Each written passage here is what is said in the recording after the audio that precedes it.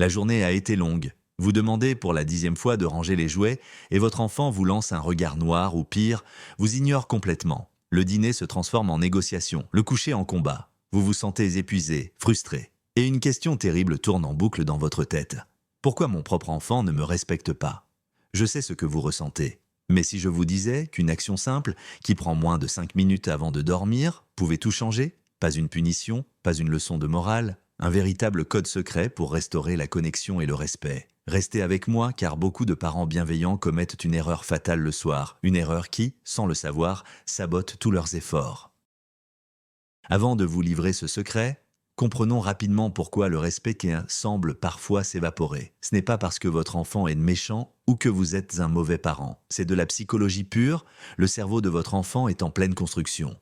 La partie qui gère les impulsions et la réflexion, le cortex préfrontal, est encore un grand chantier. Quand il vous manque de respect, il teste en réalité les limites, exprime un besoin d'autonomie ou vous envoie un signal de détresse. Je n'arrive pas à gérer mes émotions, j'ai besoin de toi. Le problème, c'est que notre réaction instinctive, la colère ou la punition, creuse le fossé au lieu de construire un pont. Donc, je veux que vous entendiez ceci. Ce n'est pas votre faute, c'est une étape normale du développement. Mais c'est une étape qui a besoin d'être guidée avec les bons outils et non avec la force. Le premier élément de notre code secret est de comprendre l'importance de l'heure dorée. Ce sont les 20 à 30 minutes juste avant que votre enfant ne s'endorme. Durant cette période, son cerveau est extrêmement réceptif.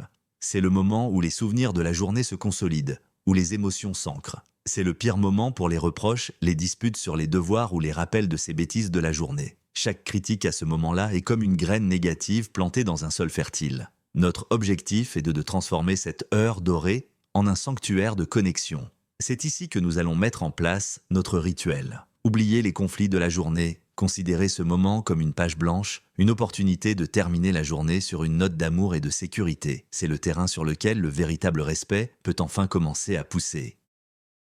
Préparez-vous à remplacer la tension par la tendresse. Voici la première clé de notre code, le rappel positif. C'est simple, mais l'effet est immense. Asseyez-vous près de votre enfant, dans le calme de sa chambre, et au lieu de lui faire la liste de ce qu'il doit faire demain, posez-lui une question magique. Regardez-le avec une curiosité sincère et demandez « Quel a été ton moment préféré aujourd'hui? Raconte-moi. » C'est tout.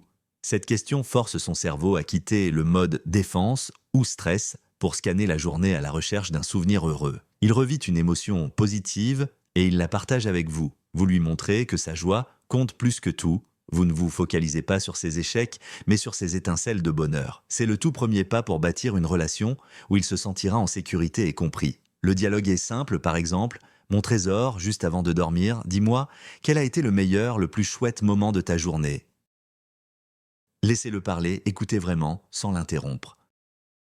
Maintenant que votre enfant a partagé son moment de joie, le deuxième pilier de cette première clé est la réciprocité. C'est à votre tour, ne sautez jamais cette étape. Partagez avec lui votre moment préféré de la journée et assurez-vous que ce moment l'inclut. C'est capital. En faisant cela, vous ne lui donnez pas seulement une leçon. Vous lui montrez que lui aussi, il est une source de bonheur pour vous. Vous validez son importance dans votre vie. Cela renforce son sentiment de valeur et d'appartenance à la famille. Trop souvent, les enfants n'entendent en parler que de ce qui ne va pas. Ici, vous inversez la tendance. Vous lui offrez la preuve qu'il contribue positivement à votre vie. Par exemple, vous pourriez dire « Merci de m'avoir raconté ça. Tu sais, mon moment préféré à moi, c'était quand on a fait ce câlin sur le canapé après l'école.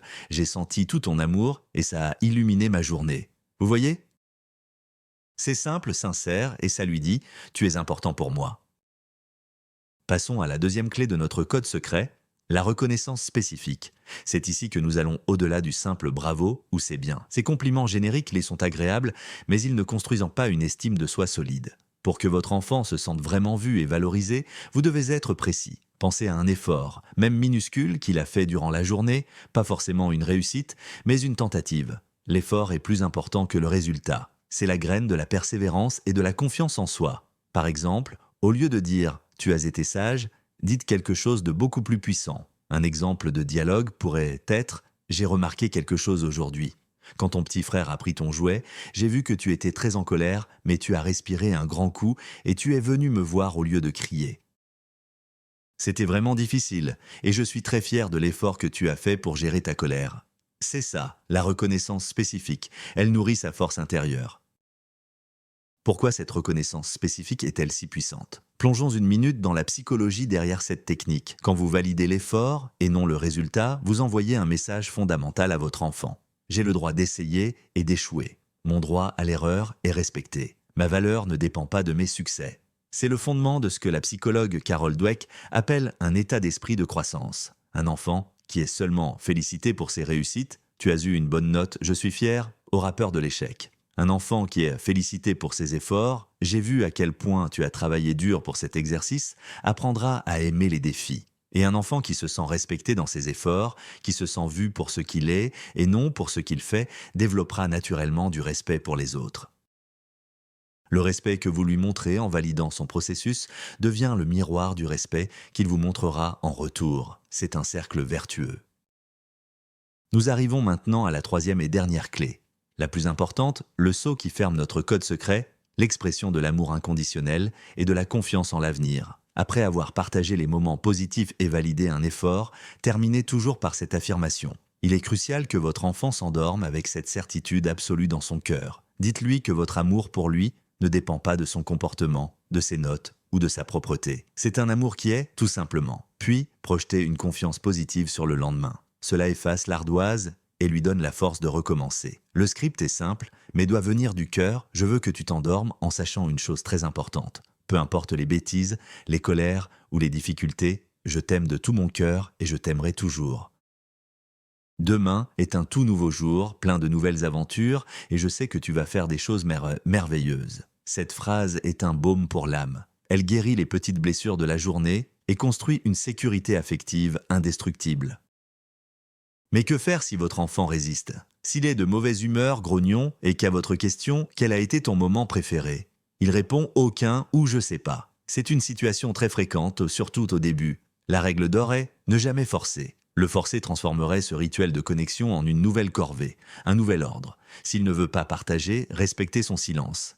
Mais ne baissez pas les bras. C'est le moment de modéliser le comportement. Dites simplement avec douceur « D'accord, ce n'est pas grave si rien ne te vient à l'esprit ce soir. Est-ce que tu veux que je te raconte mon moment préféré à moi ?» Puis partagez votre moment. Faites votre partie du rituel. Continuez avec la reconnaissance spécifique et l'amour inconditionnel. Ne montrez aucune frustration. La plupart du temps, après 2 ou 3 soirs où vous le ferez seul, sa curiosité et son besoin de connexion prendront le dessus.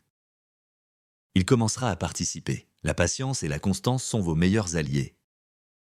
Maintenant, parlons de l'erreur fatale que j'ai mentionnée au début. L'erreur que même les parents les plus aimants commettent et qui annule tous les bienfaits de ce rituel. Cette erreur, c'est d'utiliser la conjonction « mais ». C'est le syndrome du sandwich au poison. Vous commencez par quelque chose de positif, puis vous glissez la critique, et vous terminez par du positif. Par exemple, « J'ai beaucoup aimé quand tu m'as aidé à mettre la table, mais je n'ai pas apprécié quand tu as crié sur ta sœur juste après. » Ce « mais » est un destructeur de confiance.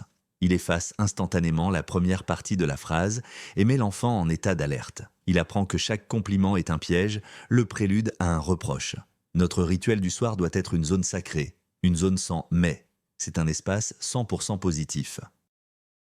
Les leçons de morale, les discussions sur les mauvais comportements, c'est pour un autre moment, dans la journée, à froid. Le soir, c'est uniquement pour la connexion. Engagez-vous à bannir le mot « mais » de votre rituel du coucher.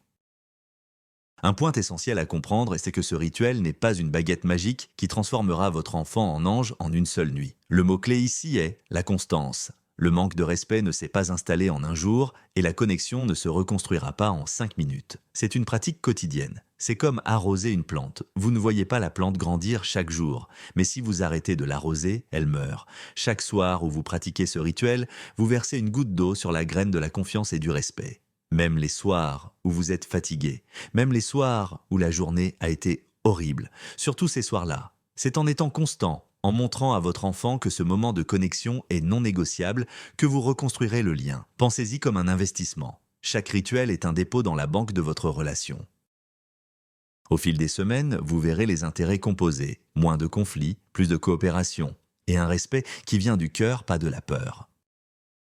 Enfin, comment ce simple rituel mène-t-il du respect à la responsabilité? C'est le but ultime de l'éducation, n'est-ce pas? Avoir des enfants qui font les bonnes choses, non pas parce qu'on les surveille, mais parce qu'ils l'ont intégré. Quand un enfant se sent profondément aimé, vu et compris, son besoin de s'opposer pour exister diminue. Il n'a plus besoin de crier pour être entendu, car vous l'écoutez chaque soir. Il n'a plus besoin de transgresser les règles pour sentir son pouvoir, car vous nourrissez sa force intérieure en validant ses efforts. Un enfant dont le réservoir affectif est plein est naturellement plus enclin à coopérer. Il développe une motivation interne. Le respect pour vous ne sera plus basé sur l'autorité ou la crainte de la punition, mais sur un attachement sécurisant et une admiration sincère. Ce rituel du soir n'est pas une technique de manipulation pour obtenir l'obéissance. C'est un acte profond d'éducation qui cultive chez votre enfant l'estime de soi, l'empathie et finalement le respect de lui-même et des autres. Pour résumer, ce code secret du respect repose sur 3 clés à appliquer chaque soir. 1. Le rappel positif mutuel pour vous connecter par la joie. 2. La reconnaissance spécifique d'un effort pour construire sa confiance. Et 3. L'affirmation de votre amour inconditionnel pour bâtir sa sécurité. Je veux que vous sachiez que vous êtes un bon parent. Le simple fait que vous regardiez cette vidéo le prouve, vous cherchez des solutions, vous voulez le meilleur pour votre enfant. Le chemin de la parentalité est difficile, mais vous avez en vous toutes les ressources pour y arriver. Soyez bienveillant avec vous-même. Si cette approche vous a parlé, mettez un pouce bleu pour soutenir notre travail et abonnez-vous pour ne manquer aucun conseil. Et maintenant, j'aimerais beaucoup vous lire. Quelle est la plus grande difficulté que vous rencontrez le soir avec vos enfants? Partagez votre expérience dans les commentaires. Nous lisons absolument tout. À très bientôt